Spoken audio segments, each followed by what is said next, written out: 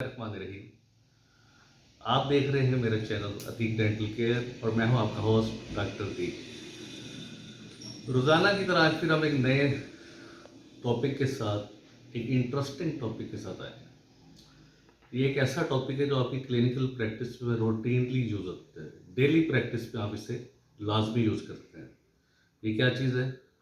Composite key filling, जिसे कुछ लोग लेज़र फिलिंग का नाम भी दे देते हैं, जो बेसिकली हेलोजन क्योर्ड फिलिंग्स होती हैं आपकी। अब इस पे क्या क्लिनिकल प्रॉब्लम क्या आती है? हमारा टॉपिक है problem solving in composite resin restoration. अब क्लिनिकली हमें क्या क्या मसाइल पैदा होते हैं जब हम कंपोजिट की रिस्टोरेशन करते हैं? अगर हम एंटीरियर टीथ से रिलेटेड बात करें तो एस्थेटिक का इशू आ सकता है। कंपोजिट हमारा डिसकलर हो सकता है। उसकी क्या वजह है? सबसे पहली वजह जो मैं हाईलाइट करता हूँ, पॉलीमराइजेशन। जब आप कंपोजिट फिलिंग को कैविटी के अंदर प्लेस करते हैं, ये आपकी कैविटी है, इसके अंदर आपने फिलिंग को प्लेस करना है। इंक्रीमेंट्स में करता है।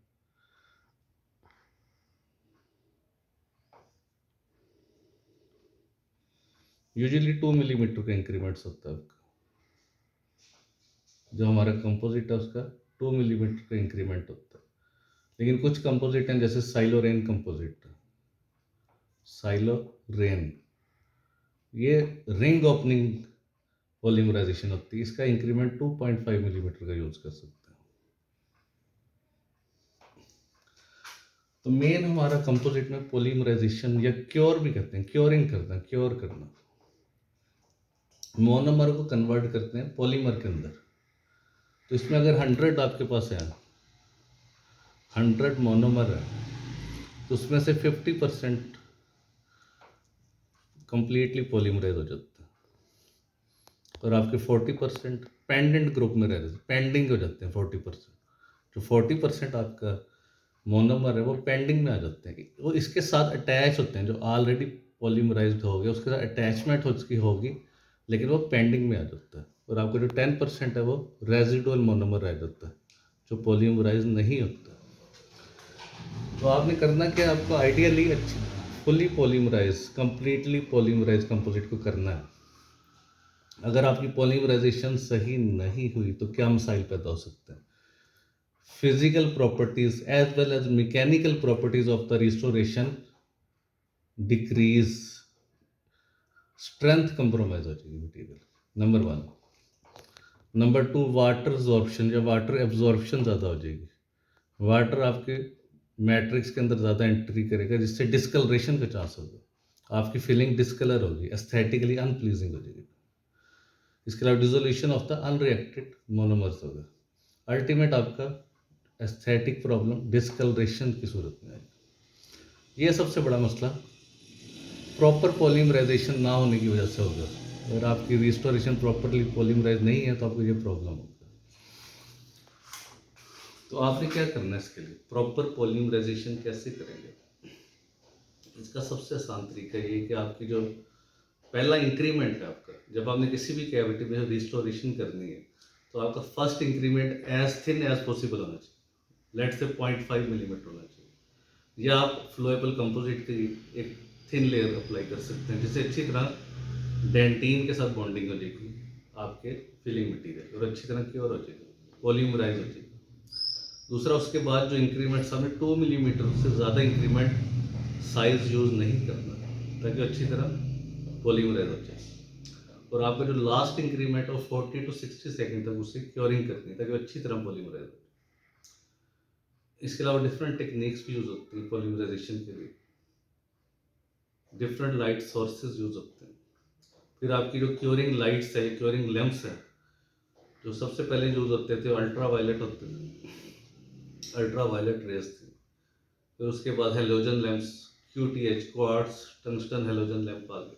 उसके बाद LED लाइट्स, उसके बाद आपकी प्लाज्मा आर्क लाइट और लेज़र भी यूज़ हो रहा है इसके लिए। तो इन सब का objective proper curing of the restoration है। इसके अलावा इसकी जो आपकी क्योरिंग लैंप की एंगुलेशन है रिस्टोरेशन के परपेंडिकुलर होना चाहिए। और उसकी जो टिप है क्योरिंग लाइट की edge close to the restoration as possible, ताकि वो अच्छी तरह क्योर हो जाए। यूजुअली 1 मिलीमीटर का डिस्टेंस हो, और जो टिप है लैंप की वो साफ होनी चाहिए, उस पर कोई चीज़ मटेरियल लगाना हो ताकि अच्छी तरह लाइट की इंटेंसिटी उस पर अप्लाई हो। तो इसमें क्योरिंग हमारा मेन ऑब्जेक्टिव है, फुल्ली क्योर आपका मटेरियल होना चाहिए, जिससे हम उसकी स्ट्रेंथ और एस्थेटिक दोनों को कवर कर लेंगे, दोनों हमारे मसले क्लियर हो जाएंगे। ये आपका पहला प्रॉब्लम था। अब सेकंड प्रॉब्लम क्या कंपोजिट फिल्म का, और ये बहुत ही अहम प्रॉब्लम है। कंपोजिट श्रिंक करता है। ओल्ड कंसेप्ट ये था कंपोजिट श्रिंक टुवर्ड्स लाइट, ये गलत है। कंपोजिट किधर श्रिंक करता है? Composite shrink towards bonded surfaces. अब बॉन्डेड सरफेस क्या होती है? जिसके साथ मटेरियल ने बॉन्ड करना है। फर्ज क्या, क्लास 1 आपकी कैविटी है, इसमें एक मीजियल आ जाती है, एक डिस्टल आ जाती है, एक बक्कल आ जाती है, एक लिंगुअल आ जाती है, और नीचे आपका फ्लोर आ जाता है। यानी कि 5 सर्फेसिस आपकी बॉन्डेड है, और ओक्लूजल आपका अनबॉन्डेड है। ओक्लूजल आपका 5:1 की रेशियो है। यानी इन केस में इतनी ज़्यादा बॉन्डिंग सर्फेसिस होने का नुकसान क्या हो सकता है? मटेरियल इधर भी श्रिंक करेगा, उधर भी श्रिंक, इधर ओवरऑल आपका सी फैक्टर ज़्यादा हो जाएगा। जो कन्फिगुरेशन फैक्टर है, सी फैक्टर जो आपका है वो 5 होगा इसमें, और श्रिंकेज का चांस इसमें ज़्यादा होगा। श्रिंकेज की वजह से फिर स्ट्रेसेस भी ज़्यादा पड़ेंगे। तो क्लास 1 कैविटी में आपका सी फैक्टर ज़्यादा, श्रिंकेज भी ज़्यादा हो सकती है। अब इस पेशेंट हमारे प्रेजेंट हुआ, उसने कंपोजिट फिलिंग कराई है। फिलिंग के अगले दिन आगे उसे पेन और बाइटिंग होता है, सिर्फ खाना खाते हुए चबाते हुए पेन होता है। ये भी एक प्रॉब्लम है। उसे हमने कैसे सॉल्व करना है? आर्टिकुलेटिंग पेपर से उसके हाई स्पॉट चेक करके उसे रिलीफ देना। हाई स्पॉट को रिलीफ मिलेगा, ओक्लूजल ट्रामा सही हो जाएगा उसका। ओक्लूजल ट्रामा, जो प्राइमरी ओक्लूजल ट्रामा है उसका, वो क्लियर हो जाएगा, उसे अल्टीमेट उसे रिलीफ मिल जाएगा। अगर उसे कांस्टेंट पेन है फिलिंग के बाद, तो वो किस वजह से होता है? पॉलीमराइजेशन श्रिंकेज की वजह से। फिर आपको फिलिंग को दोबारा रिफ्रेश करना पड़ेगा।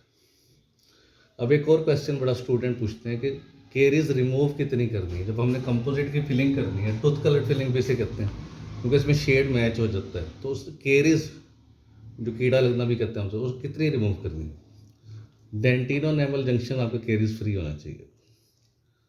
उसका फ़ायदा क्या होगा? उसके प्लस ऊपर कोरोनल सील आपकी अच्छी होनी चाहिए। ये दो चीज़ें होंगी तो क्या होगा? आपके जो नॉन कैरियोजेनिक बैक्टीरिया, जो आपके कैरियोजेनिक बैक्टीरिया हैं, वो नॉन कैरियोजेनिक पे कन्वर्ट हो जाएंगे। ये बड़ी अहम बात। अगर आपके फ्लोर पे केरीज रह भी जाए, जो केरीज एक्टिव बैक्टीरिया हैं, जो कैरियोजेनिक बैक्टीरिया हैं, ऊपर से अगर सील आप अच्छी दे दें तो जो न्यूट्रिशनल सप्लाई उनकी कट ऑफ हो जाती है, और बैक्टीरिया आपके नॉन कैरियोजेनिक हो जाएंगे। ये कंसेप्ट है एडवीना किड का। एडवीना किड की पूरी बुक है इसके ऊपर। एडवीना किड ने बहुत काम किया डेंटल केरीज के ऊपर। अब ये आपका मसला हो गया, आपका डेंटिनो नेमल जंक्शन केरीज फ्री होना चाहिए। अब और कोलीग स्टूडेंट सवाल करते हैं कि एचिंग कितनी देर के लिए करनी चाहिए? तो एचिंग में क्या होता है? 37% आर्थोफॉस्फोरिक एसिड होता है। जेल फॉर्म में भी होता है, लिक्विड फॉर्म में भी होता है। उसे हमने 15 सेकंड के लिए करना है।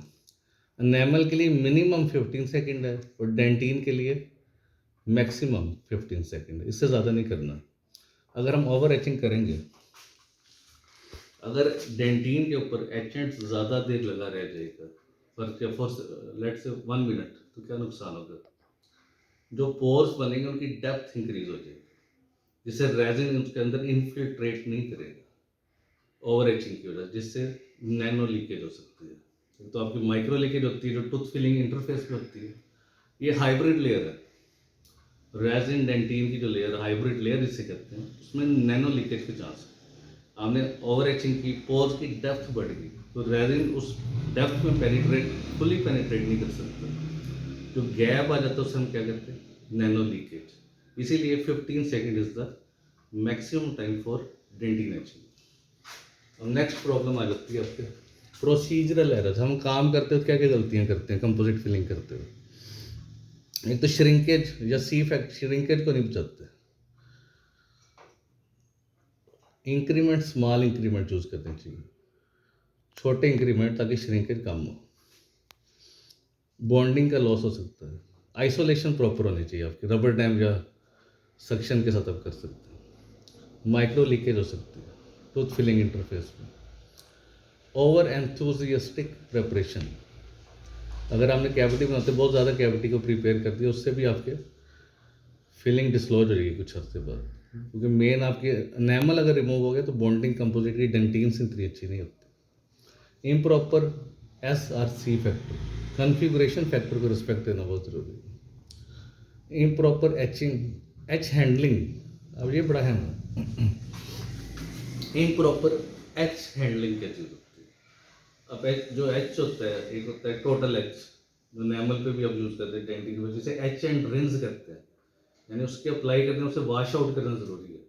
अब इम्प्रॉपर हैंडलिंग का मतलब ये कि आपने एच एंड के बाद उसे अच्छी तरह वॉश नहीं किया, क्लीन नहीं किया, एच एंड के रेमनेंट रह गए हैं, जब रेमनेंट रह जाएंगे तो बॉन्डिंग एजेंट उसके साथ बाइंड नहीं करेगा, उधर एक गैप आने के साथ। अब नेक्स्ट आ जाता है ओवर ड्राइंग। अब इसमें दो चीज़ आ जाती हैं, एनेमल के लिए बॉन्डिंग जो होती है वो ड्राई बॉन्डिंग होती है, एनेमल को ड्राई कर सकते हैं बॉन्डिंग के लिए, और डेंटिन की बॉन्डिंग वेट बॉन्डिंग होती है।